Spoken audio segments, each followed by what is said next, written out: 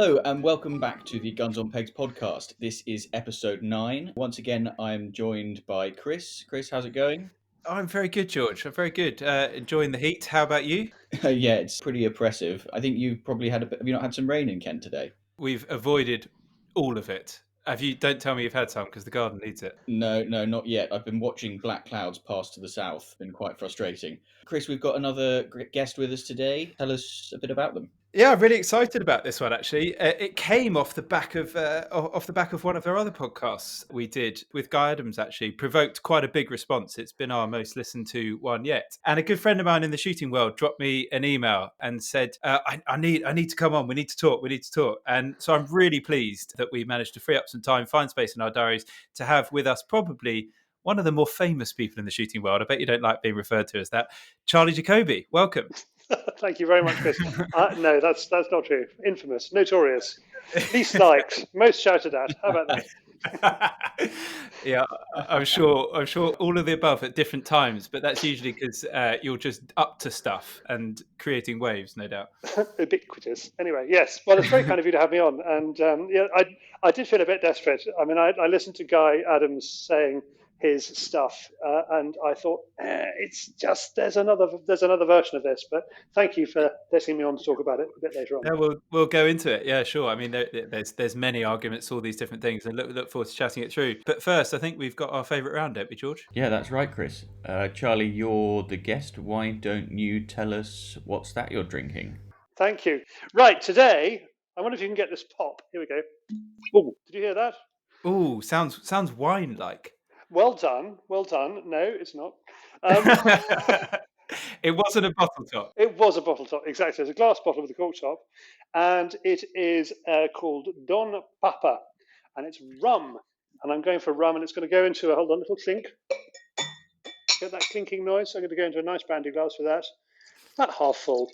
Now, there's a reason for rum. I was about to ask why. Yeah, go on. Okay, well, there's two Charlies. You see, there's the Charlie that drives the 250,000 miles on his clock, terrible old car, and resumes around the countryside and films people. And then there's a Charlie who would like to develop a Caribbean habit. You know, the one who would one day like to settle back and enjoy all the wealth which unfortunately Fieldsports Channel has not yet provided. So I'm just making do with rum at the moment. And I just want to. I've had this absolute shocker of a year. So lots of people are going to look back on coronavirus and they're going to tell their children, if you could remember it, you weren't really there, because a lot of people had a very, very happy time over the last 5 months, locked down in their gardens, sipping away. Round about Christmas, I discovered that it's actually become almost impossible for me to drink anything without 800 milligrams of ibuprofen. Otherwise, I'm wiped out for the following day. So I've gone from writing down on doctors' forms alcohol intake that would provoke a visit from the social services to almost nothing.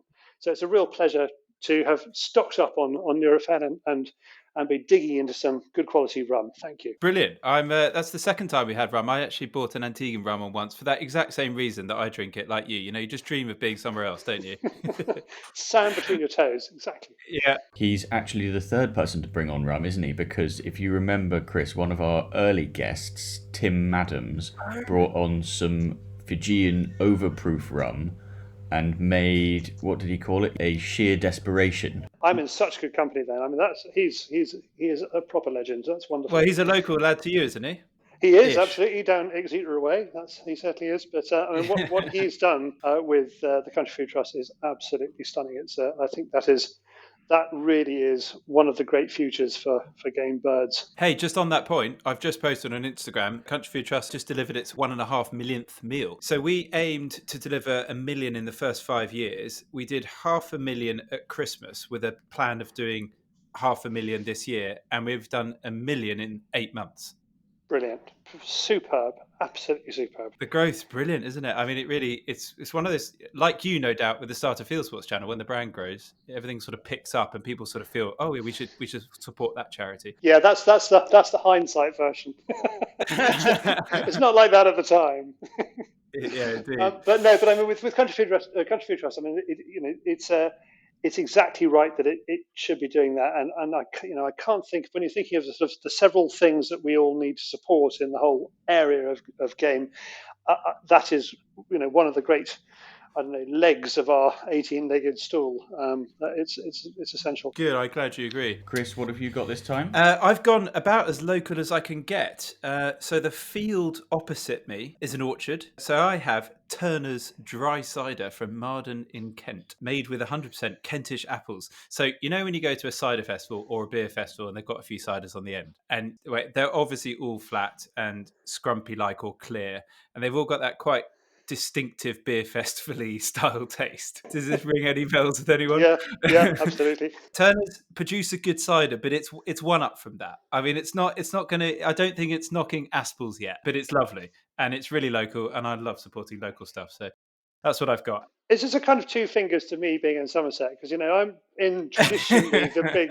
I mean, it is also true to say that most people around me, would prefer Diamond White to your sort of proper Scrumpy. We reserve Scrumpy for visitors who come down, not drinking that muck. Yeah, no. Well, I suppose Kent, Suffolk, Somerset. That's probably the three big areas, isn't it? Herefordshire, no, just Somerset. It's just Somerset. I don't know why you bother, really. Well, I've lived in Suffolk and Kent, and I haven't yet lived in Somerset. I did say I would one day in my life, but just because it's closer to my favourite shoots, but no other reason than that, really. Extremely good reason. George, what have you got? Right, well, I had big plans. The thing is we've been doing this quite a long time now, and I have basically run out of interesting drinks to talk about.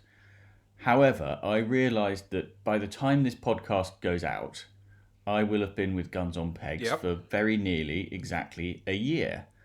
So I bought a bottle of champagne. Oh, blooming heck. Cool. The thing is that while you guys were talking just now, I thought I'd prepare so that I could do the sound effect. I started taking the cage off, and the cork hit the ceiling. Champagne fountained everywhere. I'm now covered in champagne. Are you going to say that it's never happened to you before? Quite, yes, I promise. So I've got champagne everywhere, and I'm going to put what remains in the glass. That's magnificent. Shocker. But the thing is, I had the microphone on mute. But if I hadn't had it on mute, you'd have heard the explosion and then the subsequent swearing. No. Anyway, cheers. Cheers. Yeah, cheers.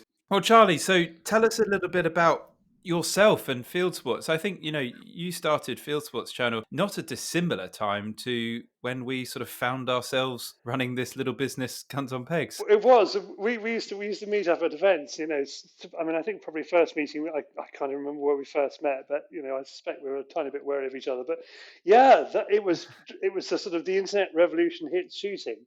From either end. And we're still here, Chris. We're still here. I know. Fantastic. How many people back when we started thought that the internet was going to go away at some point?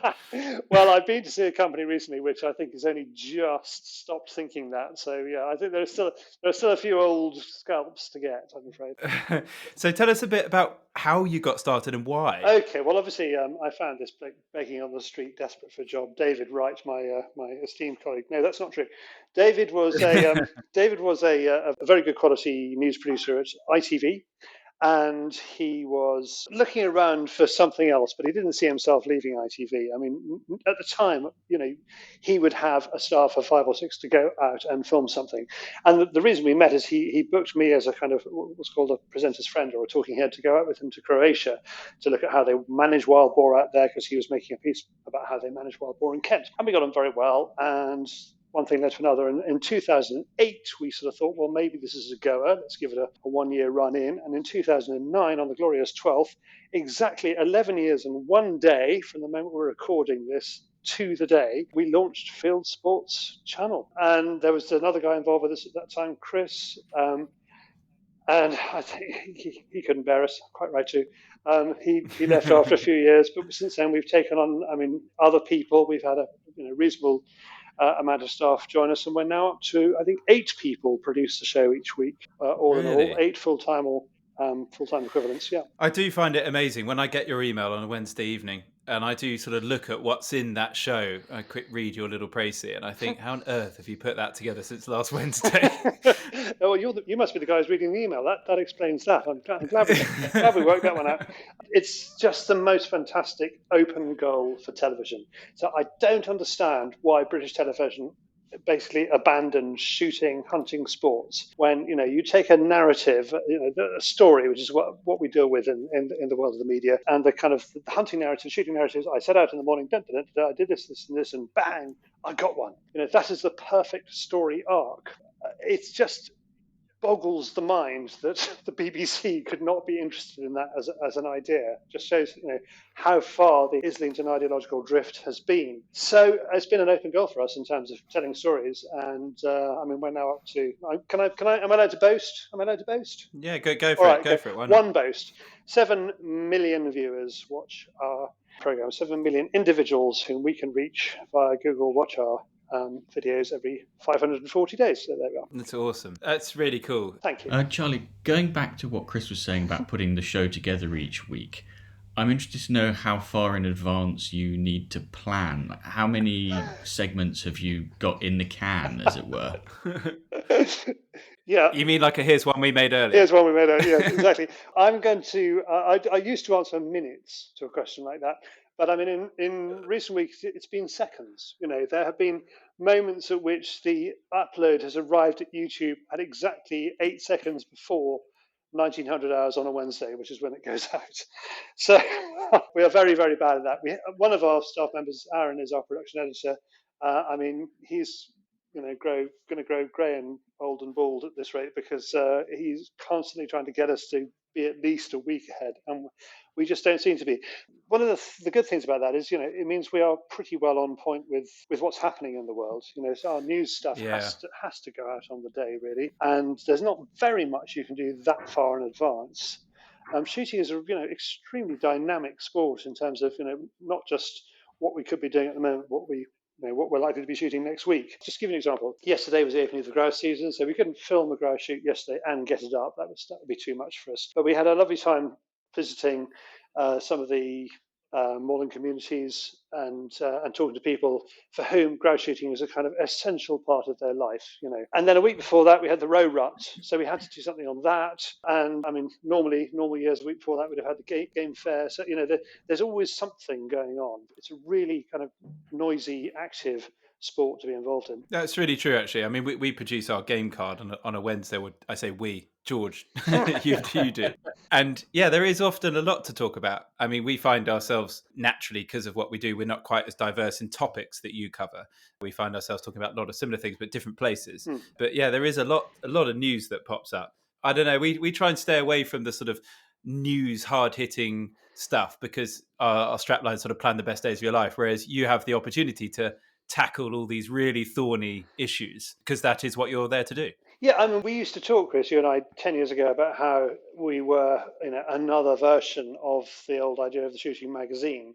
And I mean, it certainly feels, Guns on Pegs you found a place, you're not threatening their magazines, you are a very important part of game shooters' lives. How do you editorialize that? How do you sort of turn that into stories for people to read? It's tricky because, what's one person's interpretation of a shoot versus another can be totally different, but also trying to describe a game shoot, often you could have 10 shoots sounding exactly the same on paper, high pheasants over deep valleys, there's, how many shoots fall into that category?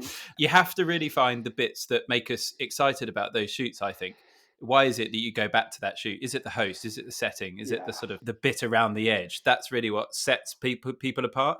I think that's the bit that we often try and focus on. And usually a quick conversation with a shoot owner brings that out quite quickly. I mean, you've done it time and time again. You can usually find out, and you hear all this passion, and then you're like, hey, look, exactly that. Can you get that down on paper, please? There are tricks, aren't there? We find that what people like is an exciting day, lots of character, lots of people, action, relationship, that sort of thing. But they also like to be able to walk away from it having learnt something that they didn't know before. And we usually find that's the trickiest bit. And that is such a contrast to when I worked at Shooting Times back in the early 14th century. It was all quills in those days. 25 years ago at Shooting Times, we'd go off and do shoot reports, and it was extremely formulaic. We have arrived at the first drive was blah, the signature drive was that, and we all had a lovely stew for lunch. You pretty well summed up the shoot report for the whole of the 1990s, I think. Yeah, that's so true. Yeah, you could almost have a sort of pro forma, just fill in the name of the keeper and the name of the shoot. Yes, well, it was getting to that stage. I mean, the photography was, what made all the difference in the 1990s. But again, it just seemed to me such an obvious thing to turn that into video. Video was where shooting ought to be. Well, in that sense, I've got a question because. And the question I'm going to ask is how has that changed over time? Because obviously the way that we consume media and everything else has changed. But before you answer that question, I've got a stat I heard the other day, which I find absolutely fascinating. It was a Google-driven stat. They found that 20 years ago, the average attention span for sort of news and all related topics was 20 minutes. Guess what it is now, according to their statistics? Oh God, is it going to be under 5 minutes, 2 minutes? What is it? Keep going. No. It's 8 seconds. Gosh, that's worse than a picture in a gallery, isn't it? That's really, really bad. So when it comes to that, how has that meant that you've changed what you do, and how have you changed? Has it changed the way that people consume what you do? Well, okay. I mean, this is a sort of slightly techie question, but for me, the answer is fascinating. So bear with me. Fieldsports Channel is long form entertainment. That is where we're over 15 minutes long, and putting that on YouTube is like banging a square peg into a round hole, because YouTube, when we started on it 11 years ago, was for skateboarding cats, which is a fairly short, sharp thing to enjoy. We have maintained our long form entertainment. In fact, thanks to our shareholders and our supporters, our members, they've actually urged us to create longer and longer shows. So we sort of now come out at nearer 40 minutes per show. And luckily YouTube has sort of slightly caught up with us. Our average watch times, we do our half-hour weekly show, and then we split it up into its component parts. It's the packages which go into it, because it's a magazine show. So let's say this week we have the piece about grouse shooting. We have a piece about Roy Lupton going fox shooting. He's been raising muntjac fawns near you in Kent, actually, Chris, and he's had 2 of them nicked by foxes. So he lies out on a roof and shoots foxes. And then we have a few other items. We have a news bulletin, which David does, which is always entertaining, not least because you get to see what haircut he's got this week. And we have my roundup of YouTube is the most brilliant place to put hunting videos. Anyway, we get all these individual items, and the whole lot goes onto YouTube one way or another on our channel. And our average watch time is over 5 minutes. So if you average it out, that's pretty good. We're for the show, our average watch time is more like 10 to 12 minutes, and I think that compares to terrestrial, which the lovely Jeremy Hardy comedian referred to radio as voluntary tinnitus. I think the same thing applies to TV as well. You just switch it on in the background. But with our stuff, you've got to choose to watch it. You've got to want to watch it, and we have to hold your attention. So the fact people are sitting there for 12 minutes watching our 40-minute program before the dog barks or the toaster goes or whatever it is, I'm really pleased with. That's fascinating. And to add to that, well, George, it's probably one for you, but we look at time on site as one of our key metrics to make sure people are getting what they want and finding the shoots they need and all the rest of it. And when we started, it's halved since then, but our inquiries are higher. So people are navigating the website more quickly, but what it seems is that they are just getting the job done. They're not spending as much time just drooling over that next shoot they'd like to go to, and I think that's really interesting. How much of your website, George or Chris, is for your viewers just to kind of enjoy? Like looking at country life, people call it property porn. How much of it is kind of shoot erotica? Just looking at lovely shoots, and going, "Oh gosh, I wish I could do that." And how much is sort of serious people want to buy? This plays nicely into what George does, and the reason George joined us a year ago. The quick answer to that is not enough. Is there for just pure inspiration. Definitely something. That's the reason George joined us. So George has done a huge amount of work on that. And George, I don't know if you want to talk about the articles you produced, but it's such an important part. Yeah, I mean, all the articles that I produce, I write with the aim of trying to get people excited about shooting, whether that's an article about some new boots or an article specifically about a shoot. But I think we'd like to think, and we'd like it to happen more, that people just sort of think of Guns on Pegs, more like a magazine, as you say, rather than as this sort of one-trick pony that you use twice a year to find some shooting. And, I think it's also worth pointing out that, we do every now and again do some newsy stuff. We've done a fair bit around coronavirus, and obviously we do the game shooting census each year. And these are always articles that do pretty well. So it seems like people are enjoying it, and, it's something that we'll definitely be doing more of as time goes on, I hope. Charlie, on that point, actually, we've got something going live next week, which I can't even talk about yet, because if it breaks at the last minute and doesn't go live, then I'll look like an idiot. So, Right, it's an app, isn't it? Tell me it's an app. It's an app. Tell me you're launching an app, aren't you? it probably will be at some point, but there's something first before it. Something else before the app. Oh God! You'll enjoy it. It's something I think you personally would just enjoy from a hobby point of view. So yeah. Anyway, bit of fun on that. Good. Yeah, I think this idea of just something you can kind of flick through is probably really sensible for what you and we do. And we're currently building an app which is going to be available to our members only, but it's going to have the kind of Fieldsports Channel experience all in one go. And like you, one thing I'm glad to say we are long on is content. That marvelous American TV entrepreneur who died this week, I can't remember his name, but he had Verizon and all that lot, and his catchphrase is "content is king," and he's so right. So this is a pretty tenuous link, but I'm going to go with it anyway. Charlie, the reason you're here on the podcast today is because you heard one of our previous episodes with Guy Adams, who is explaining why he thinks shooting would do well to shun the limelight. Obviously, you've got a different point of view. Presumably that's related to what you do. So can you maybe just outline your position? So there's quite a lot of what Guy says that I agree with, but I think there's a kind of logical gap in what he concludes, and there's a little bit of extra I'd like to chuck in to say why I think basically his premise is wrong. So he sort of says that if we, what we've been doing for years and years and years is trying to say something positive about shooting in order to change the media narrative, and he says that doesn't work. He says that clearly, palpably doesn't work. And he gives a good example of why it doesn't work. He talks about the dead cat idea that, if you're having an argument in a dinner party and it's not working for you and you drop a dead cat on the dinner table, everybody will forget about the argument you've just been having and start talking about the dead cat. And he says the dead cat in the world of shooting is, for example, every time we talk about the wonderful work grouse small keepers do to promote raptors and ground nesting birds, somebody dumps a dead golden eagle on the table, or a dead Cecil lion or something like that, and of course the media goes into raptures about that and tells us how evil we are.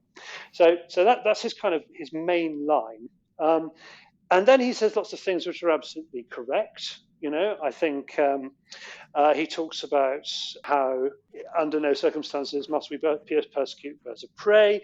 Heather should not be allowed to burn out of control. I mean, there are issues with that. Sometimes it does. There's not much you can do about it, but we try to stop it. And he also says that guns should boycott all shoots who fail to adhere to the code of good shooting practice. And I think I might even go further and say perhaps we should campaign on that and say guns who are turning up to shoots that are not part of the BGA shoot assurances, that kind of thing. I mean, I'm pretty laissez-faire about that sort of thing, but has it got to a moment where we need to signal our virtue? But that's not the main point. The main point he makes is that we should sort of shut up, and that way the whole problem with shooting will go away. And my version of that is no, it's not going to. And there's a big reason for that, and that is that we're dealing with animal rights fundamentalists, and they are. We have somebody who works with us at the moment, Ian Jensen, who took part in a 1.5 hour panel chat about how to deal with antis. When they come onto your shoot, how do you stop them? What should you do? It's a little bit more than just put your gun in your slip and walk away. He explains a lot about what motivates them, and unquestionably, they are not going to go away. If we stop appearing in the media, that there is no way that is going to stop Chris Packham or any of the hard nuts of the real tough cases who wear balaclavas. A group of them went on to Grousemoor in Wishaw, Derbyshire last night, according to Wishaw Walsh. Anyway, it was in Derbyshire last night. A group of antis stopped a grouse shoot. They claimed, according to one of the SAB websites, they did get ordered off by the police, I think, but not before they'd ended a day's shooting. and then there's a sort of the corollary to this, which is what do we do about it? Well, the reason we go out into the field and make all these films that promote grouse shooting, and the reason we engage with the antis and try and show that they're wrong, is because we have a relatively limited amount of time left to change what we call the social license. So at the moment, if you say to somebody, I'm going shopping, they'll go, oh, that's nice. And if you say to somebody, oh, I'm going shooting, they might go, not so keen on that. And that's their reaction is the social license we have to do those activities. Which is weird because back in the 1970s when I was a kid, it would have been the other way around. But anyway, there you are. So we've got a very little time left to change the social license because media itself does not change laws. Chris Packham can campaign all he likes on the BBC. He will not change laws via the BBC. There was a nasty moment yesterday where the Labour Party adopted as policy the Chris Packham idea that shoots should be licensed because that was a sort of a media thing. But it's social license that changes laws, and we are running out of time with that. There's one final thing to add. About a year after I started Fieldsports Channel, I was talking to a gamekeeper, and he said, I just don't think shooting is a spectator sport. And I thought, he really has a point, actually. I know what he's trying to say. It's a participation sport. There's something slightly icky about watching birds and animals being shot. And yet it is a spectator sport, clearly. A lot of people like to watch it on television. And secondly, there is an argument now, which I have not quite kind of crystallized completely, that if you don't do something and shout about it, if you can't go onto the radio and defend it, if you can't talk about it or you won't talk about it, it becomes irrelevant. And if it becomes irrelevant, it will die. It's very interesting. Charlie, one of the points that Guy makes is that the media aren't really interested in the positive side of it. You've been on television to talk about shooting and hunting. Did you feel like you got a fair hearing when you went on, or did you feel that you were really there just as a punching bag? Oh, mostly as a punching bag. My favourite one of those was an ITV sort of Godslot thing on a Sunday morning, and we turned up to this town hall in Leicester somewhere, and there's a live TV audience, and I think it was Nicky Campbell was a presenter, and I was sitting between two people, a man and a lady, and I said to the man, so what are you here for? And he said, I'm here to defend the censorship of comedians by Muslims. I thought, that's not good.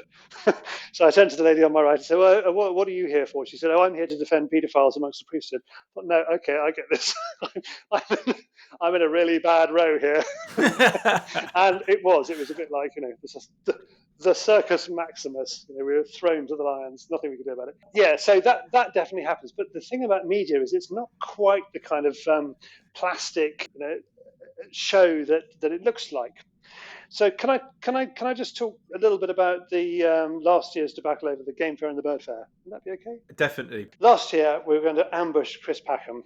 We had him. We had Mark Avery, who's his sidekick in Wild Justice, and we had a proper imprisoned animal rights extremist, Jay Tinnan, turning up. And the characterization of those three seemed to me to fit more or less where the fundamentalist animal rights lobby was at the time. They range from people in black balaclavas who don't want to be identified on hunt and shoot days through to slick media people who grandstand their way through interviews with Piers Morgan. And they were going to go on stage for 20-minute slots with me. And, Chris Packham is a really good media operator. Unquestionably, he is very, very good at kicking people around TV studios if he needs to. And I had no doubt he would kick me around the TV studio. As it was, the shooting organisations all actually banded together. I think probably the first time they all agreed on something. It was marvellous.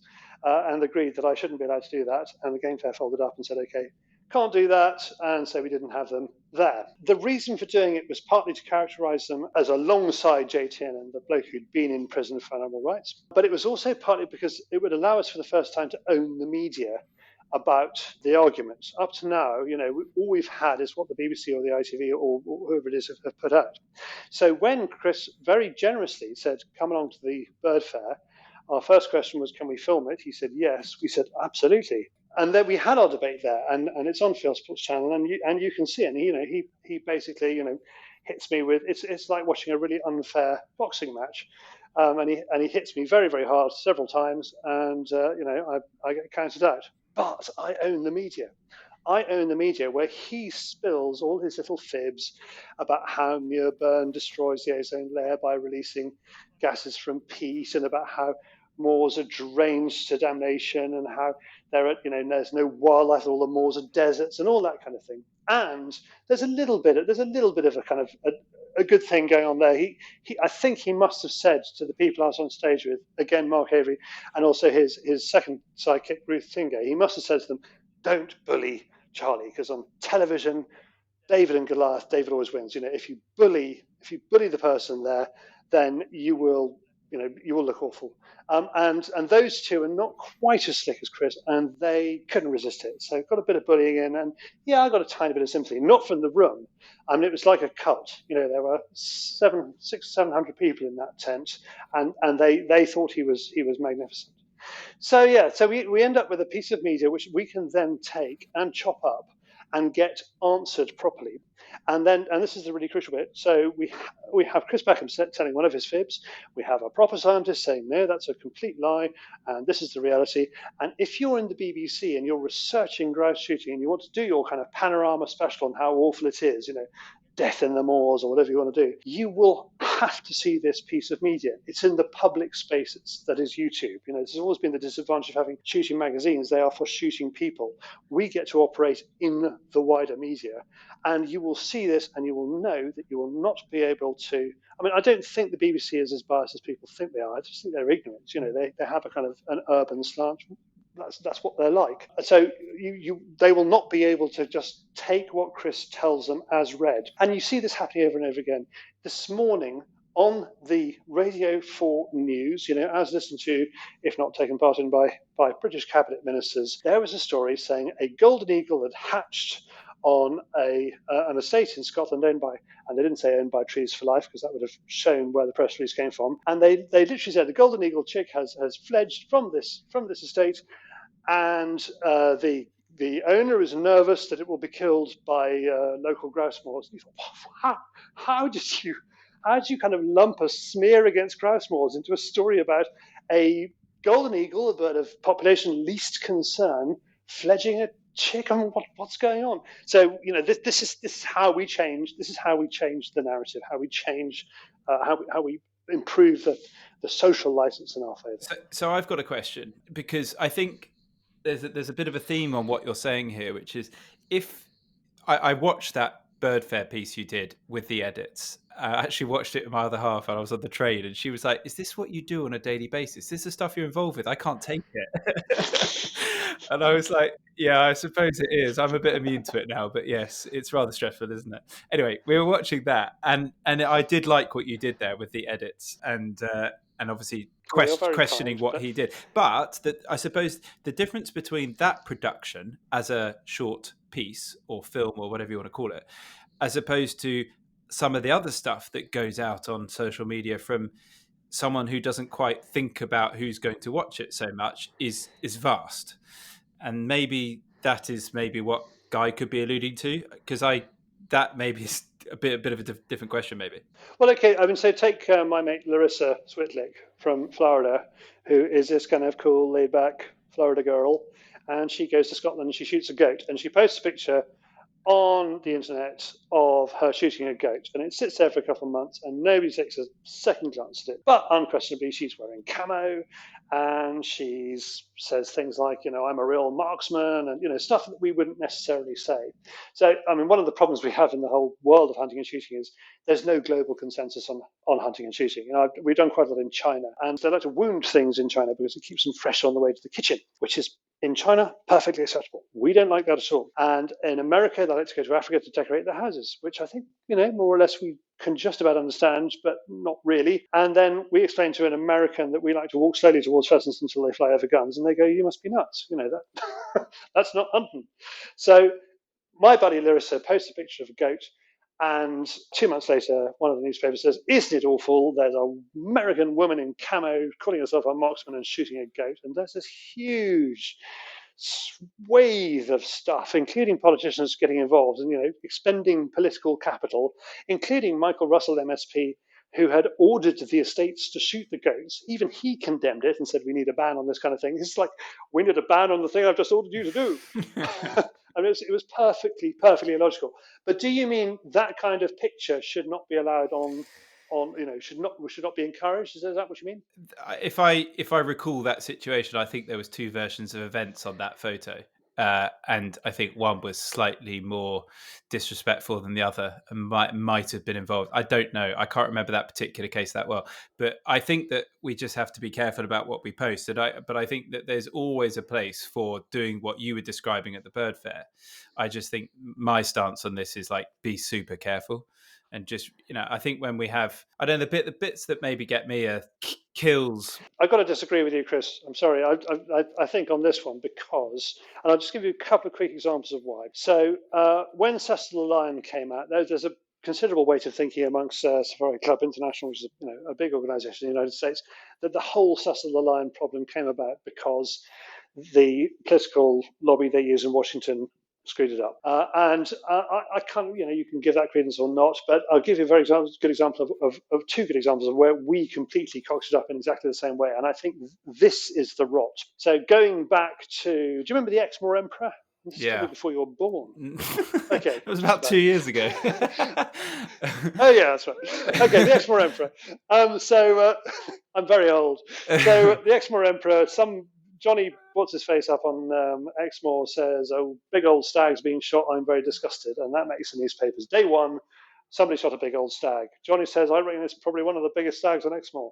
Translates into the Daily Mirror headline, "Britain's biggest stag killed by evil hunters." Day three, day four, it continues in this vein. All of us shooters, I think I was working for Sporting Shooter at the time, all of us shooters are going, isn't somebody going to say something? And as it turned out, the British Deer Society was looking at Basque was looking at the Countryside Lions was looking at the British Deer Society. Nobody said anything. The story snowballed like crazy over a week, and by then it's too late. It had done the damage. They could come out and say, it's a perfectly ordinary stag. It was going back. It was 9 years old. Now's the time for it to go. But it was too late. Similarly, back in 1997, when a lot of things went wrong for shooting, we had the ban on pistols following the awful Dunblane horrors. But we also had the policy effect of Professor Patrick Bateson. Professor Bateson was one of the kind of cabal of Blairite scientists who came up with pretty well everything that went wrong with the countryside between 1997 and now. They're very much part of the Zoological Society of London. It's not a conspiracy. They're just kind of totally urban and stupid in their outlook. But Professor Bateson came up with this report for the National Trust saying deer feel stress when they're being chased by hounds. To which my response, and I'm aware you are able to use the bleep button on this because you will edit it. My response to that is no shit, Sherlock. Of course they feel stress when they're being chased by hounds. I feel stress when I'm running for a bus. That is part of what they do. Fight or flight, they're in the flight area. So what do you expect? For a whole week, nobody said anything. They all kind of looked at their toes and went, oh, well, I had no idea. Perhaps we ought to, And then the next thing you know, that the lily-livered, wet, weak, puny National Trust board under Charles Nunley had banned stag hunting on its land. This is a disaster. This is a massive disaster. Red deer are like our kind of wildebeest. They basically migrate across our big moorlands, and you have to manage them on a moorland-wide scale. Otherwise, you will have 15 deer across 15 farms. 15 farmers will shoot one each. There'll be no deer left, and that is exactly what happened after the National Trust condemned a large chunk of the Exmoor deer herd to death. Good work by the National Trust. So we have got to be faster in our responses when things come out. We have got to work out what to say and say it quick. Now, we often characterize the shooting organizations as, I think, the Ministry of Shooting or the Ministry of Fox Hunting or whatever you want to call it. And we feel somehow with Fieldsports Channel, we're more like the BBC. So we're better at this kind of national media. And we now hope that in these situations, we're going to be quicker at doing these things. We are not as good as the Antis. They are really, really good. But we're doing our best to catch up as fast as we can. Those examples that you've given are sort of slightly, that they're, as it were, reactive to stories that appear. One of the things that I think I was saying is that we shouldn't do anything proactive. Not the idea of putting stories out in an attempt to paint shooting in a good light ahead of the fact is effectively futile. He sort of half says that, and he's half right. in that respect. So constantly saying what a wonderful job we do for more. We've said it. And occasionally, I mean, there was a beautiful, beautiful piece on BBC Two, primetime BBC Two, 3 or 4 weeks ago about the North Yorkshire Moors and Yeah, the I saw that. important It's part really of good. I mean, that is basically the result. I mean, if only more people saw that. I don't know about you, but I watched it sweating, waiting for the really anti bit of. Yes, so did I. Exactly. And it didn't come, and I was like, they're going to do it eventually. I just wondered if I missed the first part or something. I was like, what's happened? Exactly. Normally they time a mistake and hit me. And what's gone? They're not interested. I know. It was just So that's a good example of possibly by beating the drum we've been beating. It has kind of worked. But Guy is right. Those stories are boring, and they will always be trumped by somebody slapping a dead golden eagle or a dead lion or whatever it is into the middle of the table and saying, "What do you make of that?" To which the answer is not a nice rug. And what we have to do is continue to tell those stories and make sure they're available, but perhaps not expend quite so much energy trying to get them onto national platforms. The BBC will seek us out. We have got a lot of organisations, a lot of good people who are able to go and talk science. I think the bit we're missing, the component we're missing, is the ability to grandstand. The ability to go onto a morning chat show. And some people are really good at it. Diggory Haydocus has done some amazing work just being yelled at by Piers Morgan for 5 minutes. That kind of stuff is great. We need more people who can show that shooting is a dignified and also one thing we're not getting across at the moment is popular. There are 950,000 anglers in the country who buy their license. There are 600,000 shooters who buy their license. I mean, that's 2/3. It's a lot easier to get an angling license than a gun license. The last time they counted was in 2003. The Office for National Statistics, no platformed shooting. Cancel culture was alive and well in the civil service even then. They stopped reporting how many people go shooting in 2003. But at that time, we were 3 times as popular as hockey and twice as popular as rugby union as a participation sport. So we have a lot to shout about. This is something that's just occurred to me as well, which is that one of the things that you see, when an anti finds a post that they don't like, that one of the things that they'll frequently throw as an accusation is that you're in some way mentally ill, that you're a psychopath or whatever, if you enjoy shooting. Yeah. But by definition, if you have a shotgun license or a firearms license, you are among the most mentally stable people in, you're sort of certifiable or not certifiable, in fact, by definition. Yes, you are. You're a good citizen, and that is absolutely something to.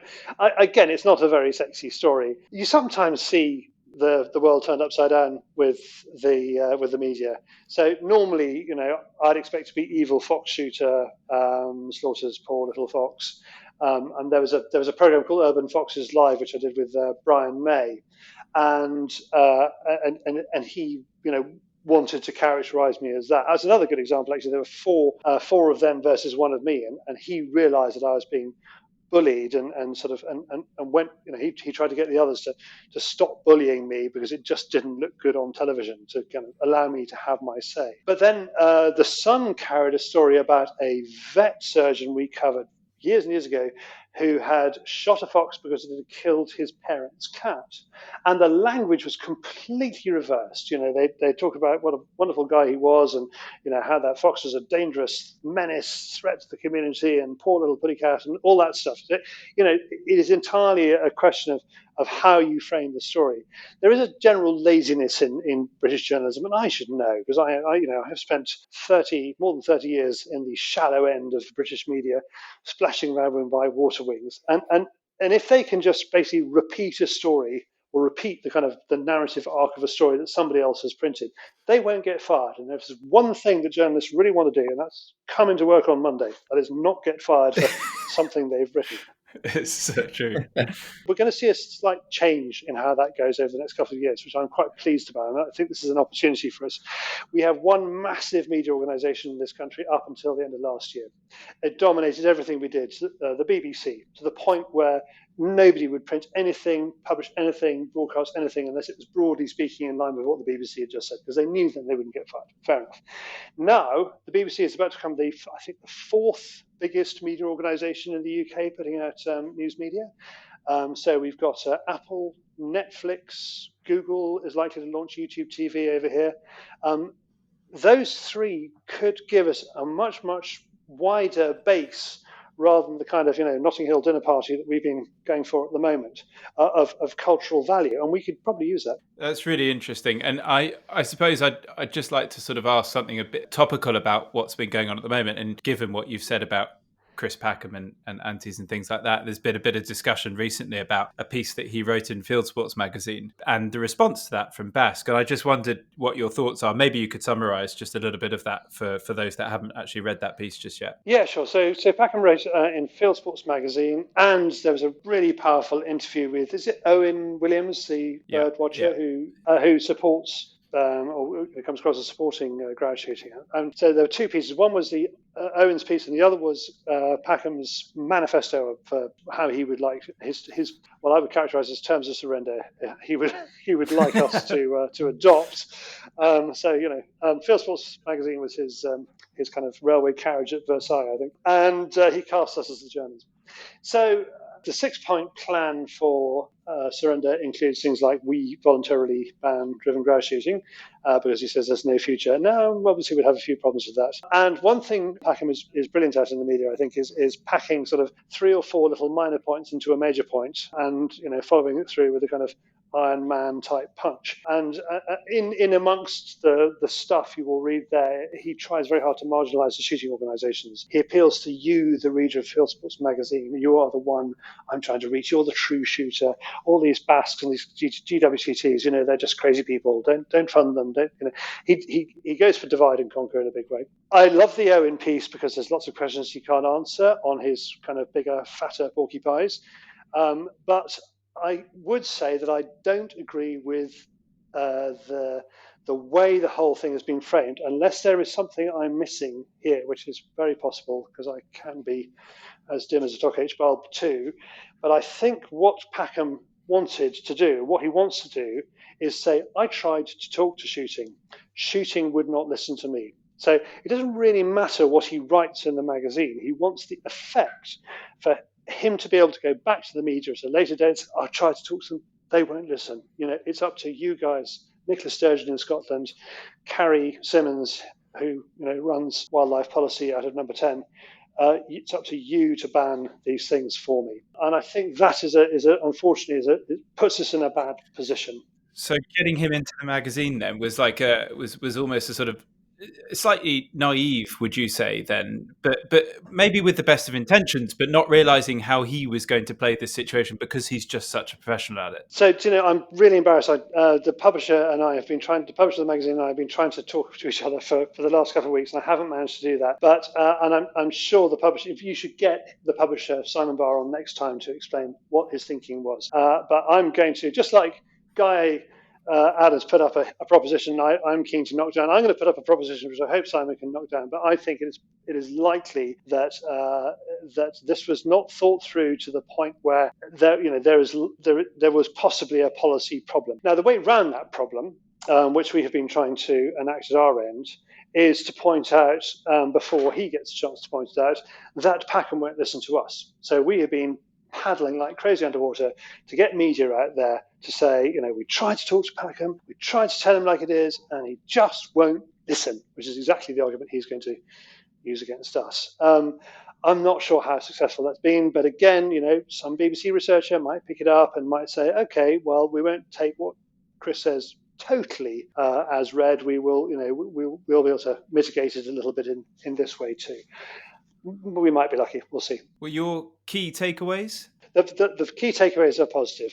If you press him on the important environmental stuff, which to me are wildlife, how much wildlife there is on moorland, the fact that we have more carbon capture in our peat that would be threatened if it burst into flames, but is not threatened by muir burn, which is a coal burn over the top of the peat, and the fact that we are working really hard to block up the drains that the government paid us to put in the 1950s and 60s and 70s, to re-wet the moorlands. Those three things he could not answer. And he's got another problem which they didn't ask him, which is he is funded, particularly with Revive in Scotland, largely by land reform people who have this sort of rewilding thing. Now, to my mind, we who live in the countryside have been rewilding it for centuries. The woodlands and fields, particularly the woodlands you see from your train window, are not put there for your benefit by the railway companies. They are there for shooting and for hunting. We have been working on this management technique to the point where many people in the city don't even realise that the countryside is managed. So for me, a well-managed grouse moor is the perfect rewilding project. But for Ruth Tingay, Mark Avery, Chris Backham, it is they want to see trees, and the trouble with trees, the kind of low scrub they want to see across Britain's moorlands, is first of all it destroys 75% of unique heather habitat, world's unique heather habitat we have in this country, which is bad for the ground nesting birds we have there, and secondly it's a absolutely brilliant fire risk. As we discovered when Bradford Council took over the management of Ilkley Moor, they basically let it go, and it, surprise, surprise, burst into flames, killing more grouse in a few hours than any grouse shooter had for years on Ilkley Moor. I mean, again, classic mismanagement. Yeah. Well, look, really interesting to chat all these things through, Charlie. You're obviously hugely passionate and very knowledgeable, fortunately for us, from our side of the fence, as it were. And yeah, well done to everything you've been doing with Fieldsports Channel. And yeah, keep doing more of that stuff like you did at Bird Fair. I enjoyed that. I'd rather you than me. Thank you very much. Thank you very much for having me on, Chris. George, thank you. It's really kind of you. Just to reiterate that, Charlie, thank you ever so much for joining us. It's been really interesting to see the other side of the argument and do the balance thing. To everyone who's been listening, thank you ever so much for joining us once again. Before we go, I've got a little bit of housekeeping. My colleague Alex, who is our membership manager, has asked me to plug our premium membership. It's the enhanced membership level of Guns on Pegs. Gives you access to fantastic discounts on shoot days, our peg match feature to help you find the exact right shoot for you, a load of brand discounts, loads of other cool benefits. Go and check it out. If you don't follow us on Instagram already or Facebook, go and give us a follow. If you want to make sure that you get all those articles that we talked about and all the latest shoot availability, make sure you've signed up to the Guns on Pegs newsletter. Until next time, thanks very much for listening and goodbye.